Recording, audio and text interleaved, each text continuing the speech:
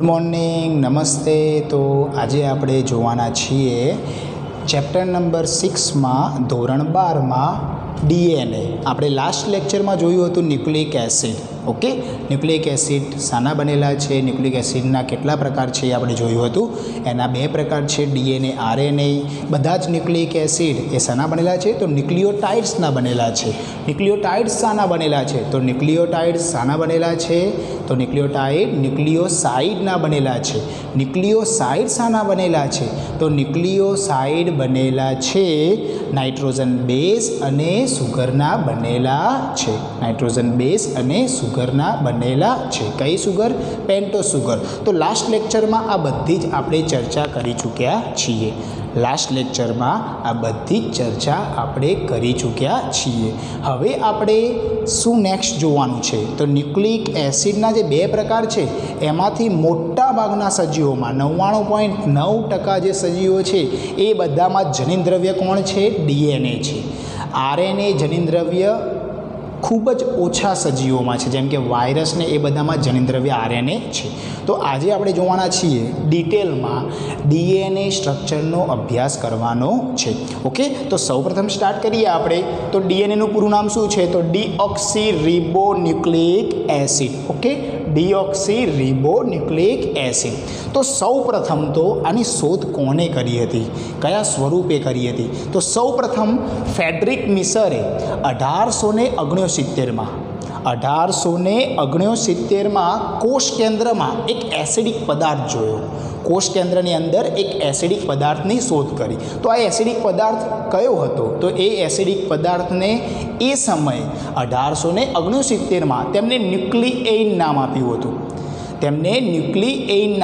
હતું. પરંતુ તે હતું શું? તો તે હતું ડીએનએ.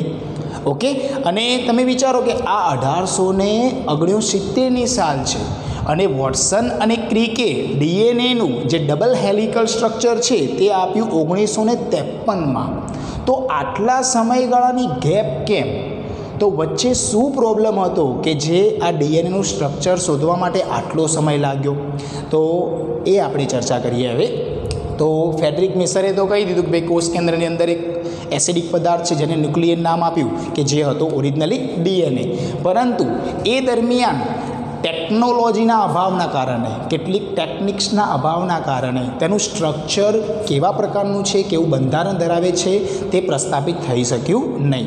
તો પછી મોરિસ વિલ્કિન્સ અને રોઝલિન ફ્રેન્કલિન સરે, આ બંને સાયન્ટિસ્ટે મોરિસ વિલ્કિન્સ અને રોઝલિન ફ્રેન્કલિન સરે એક્સરે વિવર્તનની એક ટેકનિક્સ આપી.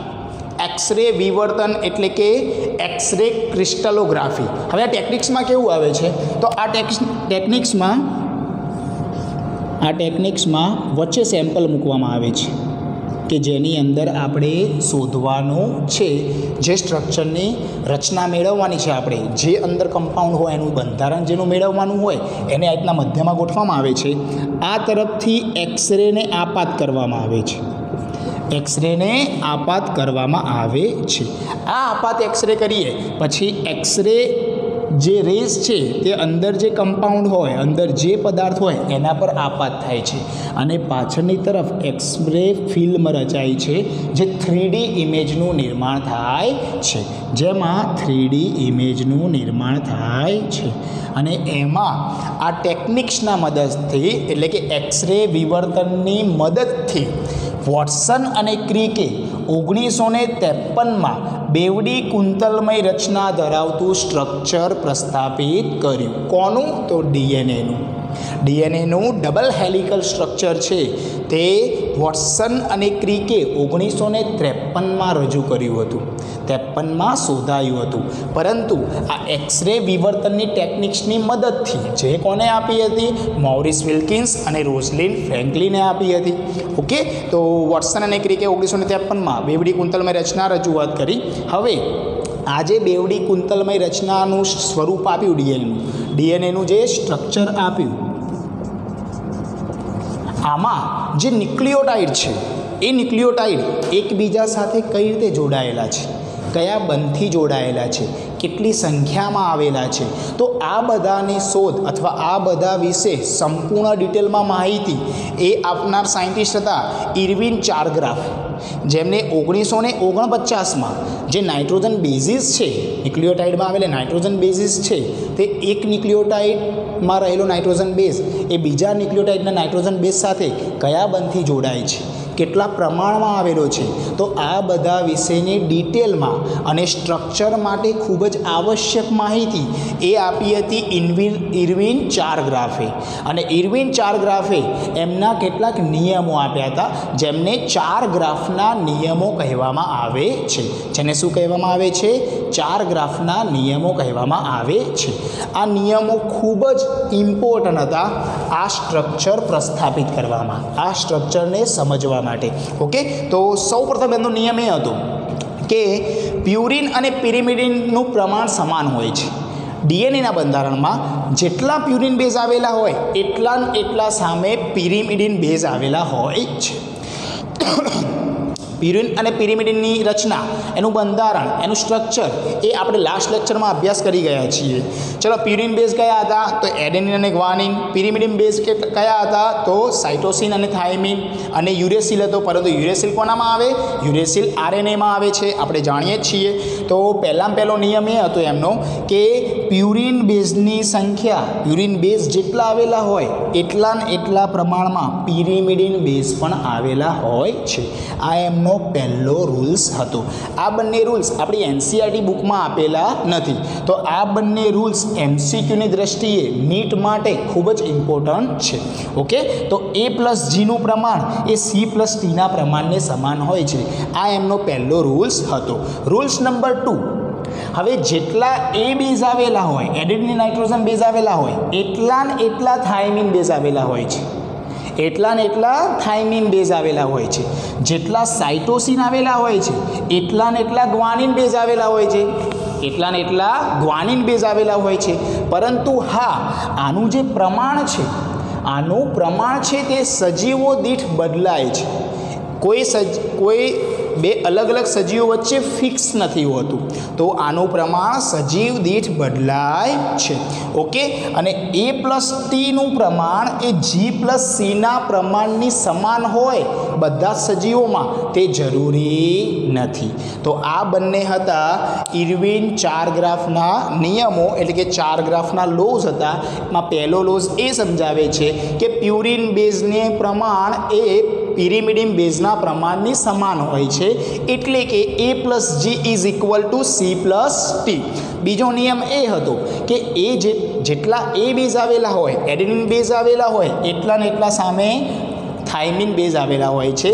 જેટલા સાઇટોસિન બેઝ આવેલા હોય એટલા ગ્વાનિન બેઝ આવેલા હોય છે. પરંતુ આનું પ્રમાણ દરેક સજીવ દીઠ બદલાય છે. એ પ્લસ ટીનું પ્રમાણ એ જી પ્લસ સીના પ્રમાણની સમાન હોય તે જરૂરી નથી. એ પ્લસ ટીનું પ્રમાણ એ જી પ્લસ સીના પ્રમાણની સમાન હોય તે જરૂરી નથી. તો આ ચારગ્રાફના લોઝ હતા, ચારગ્રાફના નિયમો હતા, જેના આધારે આ ડીએનએનું સ્ટ્રક્ચર સંપૂર્ણ ડિટેલમાં અભ્યાસ કરવામાં ખૂબ જ મદદરૂપ થયું હતું. વોટસન અને ક્રિકને જ્યારે 1953માં તેમને આ સ્ટ્રક્ચર રજૂ કર્યું ત્યારે સ્ટ્રક્ચર કયું હતું? તો બેવડી કુંતલમય રચનાનું સ્ટ્રક્ચર હતું. હવે આપણે જાણીએ છીએ કે ડીએનએ એ પોલીન્યુક્લિયોટાઇડની ચેન છે. કેટલી ચેન છે? 2 ન્યુક્લિયોટાઇડની ચેન છે. 2 ન્યુક્લિયોટાઇડ એકબીજા સાથે જોડાઈને જમનેરી કુંતલ રચીને તે રચના બનાવે છે ડીએનએ સ્ટ્રક્ચરની. ડીએનએમાં કેટલી ન્યુક્લિયોટાઇડની ચેન છે? તો 2 ન્યુક્લિયોટાઇડની ચેન છે. આ બંને ન્યુક્લિયોટાઇડ એકબીજા સાથે હાઇડ્રોજન બંધથી જોડાયેલા છે. એકબીજા સાથે 2 ચેન હાઇડ્રોજન બંધથી જોડાયેલી હોય છે. તો હવે મેં ડાયરેક્ટલી આ સ્ટ્રક્ચર લખેલું છે ડીએનએનું. એક પેર આ બાજુમાં દર્શાવેલી છે ન્યુક્લિયોટાઇડની, એક પેર આ બાજુમાં દર્શાવેલી છે. હવે આપણે જાણીએ છીએ કે લાસ્ટ લેક્ચરમાં આપણે જોયું હતું કે જે ફોસ્ફેટનો મોલેક્યુલ છે એ રિબોઝના કયા નંબરના શર્કરા પર જોડાય છે? તો ફોસ્ફેટનો મોલેક્યુલ એ 5મા નંબરના શર્કરાના 5મા નંબરના કાર્બન સાથે જોડાય છે. તો આપણે એક ન્યુક્લિયોટાઇડ જોઈએ તો તમને બધું યાદ આવી જાય. ઓકે, અહીં O આવેલો હોય છે. ન્યુક્લિયોટાઇડમાં સુગર કઈ હતી? તો પેન્ટોસ સુગર હતી, 5 કાર્બન ધરાવતી શર્કરા હતી. એમાં ચલો આ બાજુથી આપણે સ્ટાર્ટ કરીએ. પ્રથમ નંબરનો કાર્બન અહીં આપીએ આપણે, તો નંબર 1, નંબર 2, નંબર 3, નંબર 4, અને નંબર 4 પર કાર્બન આલ્કોહોલ સમૂહ આવેલો હતો એ આપણે જાણીએ છીએ. H2OH કયા નંબર ઉપર આવેલો હતો? ચોથા નંબરના કાર્બન ઉપર H2OH સમૂહ આવેલો હતો. હવે આ H2OH જે છે એમાં આ OH ગ્રુપ રિમૂવ થાય છે અને એની સાથે કોણ જોડાય છે? તો ફોસ્ફેટનો મોલિક્યુલ જોડાય છે. તો ફોસ્ફેટનો મોલિક્યુલ કયા નંબરના કાર્બન સાથે જોડાય છે? તો 5મા નંબરના કાર્બન સાથે જોડાય છે. કયો બંધ બનાવે છે? તો ફોસ્ફોએસ્ટર બંધ બનાવે છે. કયો બંધ બનશે અહીંયા? તો ફોસ્ફોએસ્ટર બંધ બને છે. ફોસ્ફોએસ્ટર બંધ બને છે. ઓકે, અને નાઇટ્રોજન બેઝ શર્કરામાં કયા નંબરના કાર્બન ઉપર જોડાતો હતો? તો પ્રથમ નંબરના કાર્બન ઉપર જોડાતો હતો. સપોઝ કે અહીં એડેનિન જોડાયેલો છે, સપોઝ કે અહીં એડેનોન જોડાયેલો છે, તો આ બંધ કયો હતો? તો એન ગ્લાયકોસિડિક બંધ. એન ગ્લાયકોસિડિક બંધ નિર્માણ પામતો હતો. તો આ થઈ એક ન્યુક્લિયોટાઇડ. આ શું થયું? આ થઈ એક ન્યુક્લિયોટાઇડ. ઓકે, હવે આ ન્યુક્લિયોટાઇડ, એક ન્યુક્લિયોટાઇડ એ બીજી ન્યુક્લિયોટાઇડ સાથે કયા બંધથી જોડાય છે? તો હાઇડ્રોજન બંધથી જોડાય છે. એ હાઇડ્રોજન બંધ કોની વચ્ચે રચાય છે? તો બે નાઇટ્રોજન બેઝની વચ્ચે રચાય છે. તો આ બાજુમાં, અને આપણે જાણીએ છીએ કે ડીએનએનું જે સ્ટ્રક્ચર છે ને એ પ્રતિ સમાંતરણ છે. એટલે કે એક આવેલું હોય 5 પ્રાઇમથી 3 પ્રાઇમની દિશામાં, તો સામેની ન્યુક્લિયોટાઇડની ચેન હોય તે ઉલટી ગોઠવાયેલી હોય છે, તે 3 પ્રાઇમથી 5 પ્રાઇમની દિશામાં હોય છે. ઓકે, એક ન્યુક્લિયોટાઇડની ચેન સપોઝ કે આ બાજુની ચેન 5 પ્રાઇમથી 3 પ્રાઇમની દિશામાં હોય, તો સામેની પ્રતિ સમાંતરણ હોય છે 3 પ્રાઇમથી 5 પ્રાઇમની દિશામાં આવેલી હોય છે. તો હવે એક ન્યુક્લિયોટાઇડ સીધા દર્શાવેલા છે, જ્યારે બીજા ન્યુક્લિયોટાઇડ ઉલટા દર્શાવેલા છે, કારણ કે એમનો છેડો બદલાઈ જાય છે. તો આ ન્યુક્લિયોટાઇડનો એ જે નાઇટ્રોજન બેઝ હતો એ આપણે ધારીએ કે એડેનિન છે.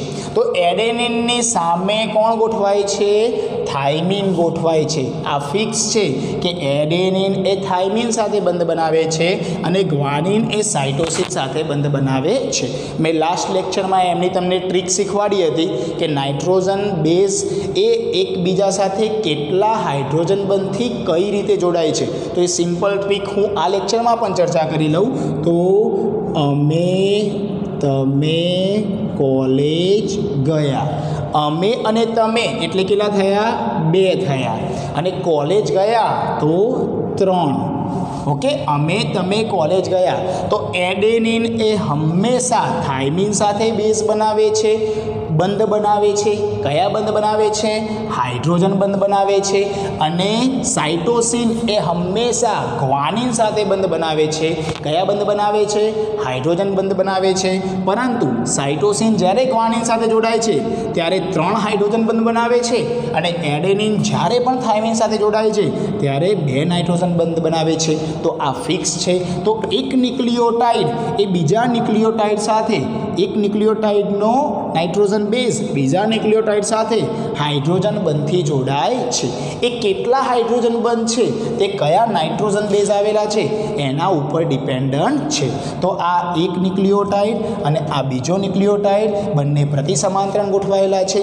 હવે જેમાં જે ન્યુક્લિયોટાઇડમાં ફોસ્ફેટનો ગ્રુપ એ મુક્ત સ્વરૂપે આવેલું હોય, મુક્ત છેડા પર મુક્ત સ્વરૂપે આવેલું હોય, તો તે 5મા નંબરના કાર્બન સાથે જોડાય છે. એના કારણે તેને 5 પ્રાઇમનો છેડો કહેવામાં આવે છે. અને બીજા છેડાએ કે જ્યાં 3જા નંબરના કાર્બન ઉપર OH જૂથ મુક્ત આવેલું હોય, એટલે કે કોઈની સાથે જોડાયેલું ન હોય, મુક્ત સ્વરૂપે આવેલું હોય, તો તેને 3 પ્રાઇમનો છેડો કહેવામાં આવે છે. આ એક ન્યુક્લિયોટાઇડની વાત કરી. બીજા ન્યુક્લિયોટાઇડમાં તમે જુઓ, એમના એમ સેમ છે. આમાં OH જૂથ મુક્ત સ્વરૂપે એ આ ન્યુક્લિયોટાઇડમાં આવેલું છે, તેથી તે 3 પ્રાઇમનો છેડો થયો. અને નીચેના ન્યુક્લિયોટાઇડમાં ફોસ્ફેટ જૂથ મુક્ત સ્વરૂપે આવેલું છે, તો તે 5 પ્રાઇમનો છેડો થયો. હવે બે નાઇટ્રોજન બેઝ વચ્ચે હાઇડ્રોજન બંધ બને છે. નાઇટ્રોજન બેઝ એ જ્યારે સુગર સાથે જોડાય છે તો એન ગ્લાયકોસિડિક બંધ બને છે. જ્યારે ફોસ્ફેટ એ 5મા નંબરના કાર્બન સાથે જોડાય છે તો એસ્ટર બંધ બને છે, એટલે કે ફોસ્ફોએસ્ટર બંધ બને છે. પરંતુ જ્યારે એક ફોસ્ફેટનો મોલેક્યુલ બીજા ફોસ્ફેટના મોલેક્યુલ સાથે જોડાય છે ત્યારે ફોસ્ફોડાયએસ્ટર બંધનું નિર્માણ થાય છે. તો ટોટલી કેટલા બંધ આવેલા છે તો આપણે જોઈ લઈએ ઝડપથી. તો પહેલામાં પહેલો તો એક અહીંયા ફોસ્ફોએસ્ટર બંધ, ઓકે, ફોસ્ફેટનો મોલેક્યુલ 5મા નંબરના કાર્બન સાથે જોડાયો. બીજા નંબરે અહીંયા એન ગ્લાયકોસિડિક બંધ. નાઇટ્રોજન બેઝ એ પ્રથમ નંબરના કાર્બન સાથે સુગર સાથે જોડાય છે. એક નાઇટ્રોજન બેઝ બીજા નાઇટ્રોજન બેઝ સાથે હાઇડ્રોજન બંધ વડે જોડાય છે, તો ત્રીજા નંબરે હાઇડ્રોજન બંધ જોઈ આવ્યો. અને એક ન્યુક્લિયોટાઇડ એ બીજા ન્યુક્લિયોટાઇડ સાથે, આ તો શું હતું, એક ન્યુક્લિયોટાઇડની ચેન એ બીજા ન્યુક્લિયોટાઇડની ચેન સાથે જોડાય છે ત્યારે હાઇડ્રોજન બંધ વડે જોડાય છે. પરંતુ એક ન્યુક્લિયોટાઇડ બીજા ન્યુક્લિયોટાઇડ સાથે તો ફોસ્ફોડાયએસ્ટર બંધથી જોડાય છે. કયા બંધથી? ફોસ્ફોડાયએસ્ટર બંધથી જોડાય છે. આ નીટમાં ક્વેશ્ચન પૂછાયેલો જ છે, આ ખાસ ધ્યાન આપવાનું છે. ફરીથી એકવાર રિવાઇઝ કરી દઉં કે સૌપ્રથમ નંબર 1 ફોસ્ફેટનો મોલેક્યુલ 5મા નંબરના કાર્બન સાથે જોડાય તો ફોસ્ફોએસ્ટર બંધ બનાવે છે.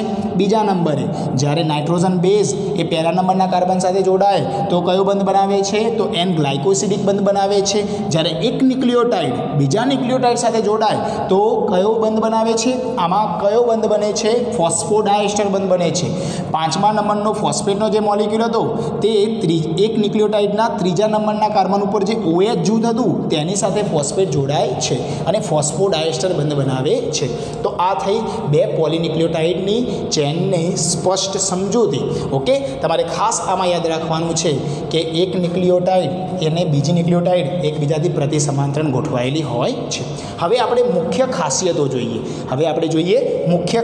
જોઈએ કે જે NCERT બુક પ્રમાણેની છે. અને આ કુંતલમય રચના આપેલી છે DNAની. તો સીધા આપણે ખાસિયતો પર જઈએ.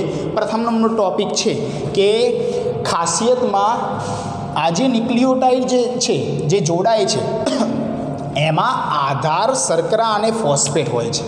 આ ખાસ યાદ રાખવાનું છે મિત્રો. આધાર કોણ હોય છે? શર્કરા અને ફોસ્ફેટ હોય છે. ઉદાહરણ તરીકે આ બેઝ થયો, આધાર થયો, તો આ થઈ શર્કરા, એની સાથે આ જોડાયેલું ફોસ્ફેટનો મોલેક્યુલ. પરંતુ જે ઉપસી આવેલી રચના છે તે નાઇટ્રોજન બેઝ હોય છે. આ પ્રકારે આધાર આવેલો હોય છે, બેઝ આવેલો હોય છે, તેની રચના કોણ કરે છે? શર્કરા અને ફોસ્ફેટ. તો આ શર્કરા થઈ, આ એની સાથે જોડાયેલો ફોસ્ફેટનો મોલેક્યુલ થયો. પરંતુ જે નાઇટ્રોજન બેઝ છે તે આ પ્રકારે આમ ઉપરની તરફ ઉપસી આવેલી રચના હોય છે, આ રીતે હોય છે. ઓકે, તો આધાર શર્કરા અને ફોસ્ફેટ બનાવે છે, એટલે કે બેઝ બનાવે છે ફોસ્ફેટનો મોલેક્યુલ અને આ શર્કરાનો મોલેક્યુલ, જ્યારે આ ઉપસી આવેલી રચના નાઇટ્રોજન બેઝ હોય છે. નંબર 2, બંને જે ન્યુક્લિયોટાઇડની ચેન છે એ બંને ન્યુક્લિયોટાઇડની ચેન પ્રતિ સમાંતરણ હોય છે. બંને ન્યુક્લિયોટાઇડની ચેન કેવી હોય છે? પ્રતિ સમાંતરણ હોય છે. ઓકે, પ્રતિ સમાંતરણ ધ્રુવતા ધરાવે છે. એક 5 પ્રાઇમથી 3 પ્રાઇમના છેડા તરફ આવેલી હોય તો બીજી 3 પ્રાઇમથી 5 પ્રાઇમના છેડા તરફ આવેલી હોય છે. ઓકે, નંબર 3, આ ફિક્સ છે કે જે હાઇડ્રોજન બંધ રચાય છે એ બે નાઇટ્રોજન બેઝની વચ્ચે રચાય છે અને એમાં એડેનિન જે થાઇમિન સાથે જોડાય તો 2 હાઇડ્રોજન બંધ બનાવે છે અને ગ્વાનિન જો સાઇટોસિન સાથે જોડાય તો 3 હાઇડ્રોજન બનાવે છે. એની સિમ્પલ ટેકનિક્સ છે, મેં તમને કહ્યું કે તમે કોલેજ ગયા, તો અમે અને તમે એટલે 2 હાઇડ્રોજન બંધ અને કોલેજ ગયા એટલે 3 હાઇડ્રોજન બંધ. આ ફિક્સ છે. એડેનિન હંમેશા થાઇમિન સાથે નાઇટ્રોજન બેઝ બનાવે છે અને ગ્વાનિન એ સાઇટોસિન સાથે નાઇટ્રોજન બેઝ બંધ બનાવે છે. નંબર 4, ખાસિયત નંબર 4, આ બધી ખાસિયતો એનસીઈઆરટીના બુક પ્રમાણેની છે. તો જમણેરી કુંતલ છે, એટલે કે આપણે તમે સીડીઓ જોઈ હશે તો પ્રથમ માળથી બીજા માળે અથવા બીજા માળથી ત્રીજા માળે અથવા ઉપરથી નીચે ઉતરવાની હોય તો સીડીઓ જમણેરી કુંતલ, આમ ઉપરની તરફથી જમણી તરફનો વળાંક લઈને નીચે ઉતરતી હોય એ પ્રકારનું આ ડીએનએનું જે સ્ટ્રક્ચર છે, ડબલ હેલિકલ સ્ટ્રક્ચર, તે જમણેરી કુંતલ ધરાવે છે, જેમાં 3.4 નેનોમીટર એની એક કુંતલની લંબાઈ છે. એટલે ધારો કે સીડી ઉપર આપણે સમજીએ કે સીડી અહીંથી સ્ટાર્ટ થઈ તો એક રાઉન્ડ આમ મારીને જ્યાં સુધી બીજો રાઉન્ડ ત્યાં આવે, એટલે આપણે અહીંયા ઊભા હોઈએ અને ઉપરની તરફ જોઈએ તો ઉપરનો જે સર્કલનું રાઉન્ડનું જે આવે છે, ટૂંકમાં અહીંથી સર્કલ સ્ટાર્ટ થાય તો આમ થઈને જ્યાં સુધી એક વળાંક પૂરો ના થાય ત્યાં સુધીને આપણે એ એક વળાંકની વચ્ચેનું અંતર હોય છે 3.4 નેનોમીટર, અથવા એંગસ્ટ્રોમમાં લઈએ તો 34 એંગસ્ટ્રોમ. એક કુંતલ વચ્ચેનું અંતર કેટલું હોય છે, ગર્થ કેટલો હોય છે, 3.4 નેનોમીટર, અથવા બીજા એકમમાં 34 એંગસ્ટ્રોમ હોય છે. આ જે પ્રત્યેક વળાંક છે એની વચ્ચે આવી ન્યુક્લિયોટાઇડની આ બંને જોડ થઈ, એક જોડ થઈ, આ બીજી જોડ થઈ, આ ત્રીજી જોડ થઈ. એ પ્રકારે એવી કેટલી જોડ આવેલી હોય છે એક વળાંકની વચ્ચે? 10 નાઇટ્રોજન બેઝની જોડ આવેલી હોય છે. 1 2 3 4 5 6 7 8 9 10 કેટલી જોડ આવેલી હોય છે? 10 બેઝ પેર આવેલી હોય છે. હવે આ જે અંતર છે તે એક વળાંક વચ્ચેની વાત કરી, પરંતુ મિત્રો આ બે ન્યુક્લિયોટાઇડ છે એમના વચ્ચે અંતર કેટલું હોય છે? તો એમના વચ્ચે અંતર હોય છે 0.34 નેનોમીટર. 0.34 નેનોમીટર એમના વચ્ચેનું અંતર હોય છે, અથવા 3.4 એંગસ્ટ્રોમ, અથવા 3.4 એંગસ્ટ્રોમ. 34 એંગસ્ટ્રોમ જો 10 નાઇટ્રોજન બેઝ પેર વચ્ચેનું અંતર હોય તો એના ભાગે આપણે 10 કરીએ તો આપણને બે ન્યુક્લિયોટાઇડની જે બેઝ પેર હોય એમના વચ્ચેનું અંતર મળી જાય. ઓકે, તો હવે ટોપિક નંબર 5 એટલે કે ખાસિયત નંબર 5. તો એક જોડ, આ જે એક જોડ છે એ બીજી જોડ પર સ્થિત હોય છે. આ જે એક જોડ હોય છે આ બીજી જોડ ઉપરની તરફ આવેલી હોય છે. આ નાઇટ્રોજન બેઝ પેરની જે જોડ છે એની ઉપર બીજી જોડ આવેલી હોય છે. એક પગથિયા ઉપર બીજું પગથિયું, બીજા ઉપર ત્રીજું, એ પ્રકારે આખી રચના રચાય છે. અને હાઇડ્રોજન બંધ એ કુંતલમય રચનાને, આ જે કુંતલમય સ્ટ્રક્ચર છે, ઉપરથી આવીએ તો જમણી તરફ આ પ્રકારે, ઓકે, આમ નીચે ઉતરે સીડીઓ, ઉપરની તરફથી આમ નીચેની તરફ ઉતરે. તો આ સીડીઓ જે ઉતરે છે એમાં જે બે ન્યુક્લિયોટાઇડની જે ચેન છે, પોલીન્યુક્લિયોટાઇડની જે બે ચેન છે એમના વચ્ચે મજબૂતાઈ કોણ આપે છે? તો એમના વચ્ચે મજબૂતાઈ આપે છે હાઇડ્રોજન બંધ આપે છે. તો આ આપણે બેઝિકલી જે ડીએનએનું સ્ટ્રક્ચર છે જે વોટસન અને ક્રિકે આપ્યું છે 1953માં, તે સર્વ સ્વીકૃત છે અને હજુ પણ વધારે ડિટેલમાં જે રિસર્ચ થાય છે એ આ શાખા છે જીનેટિક્સની. તો આજે આપણે માહિતી મેળવી ન્યુક્લિક એસિડના પ્રકાર, ડીએનએની સંપૂર્ણ માહિતી મેળવી. આમાં તમને સરસ સમજણ પડી હશે એવી હું આશા રાખું. તમને આમાં કંઈ પણ ક્વેરી હોય તો તમે કમેન્ટ બોક્સમાં કમેન્ટ કરી શકો છો. ઓકે, તો થેન્ક યુ.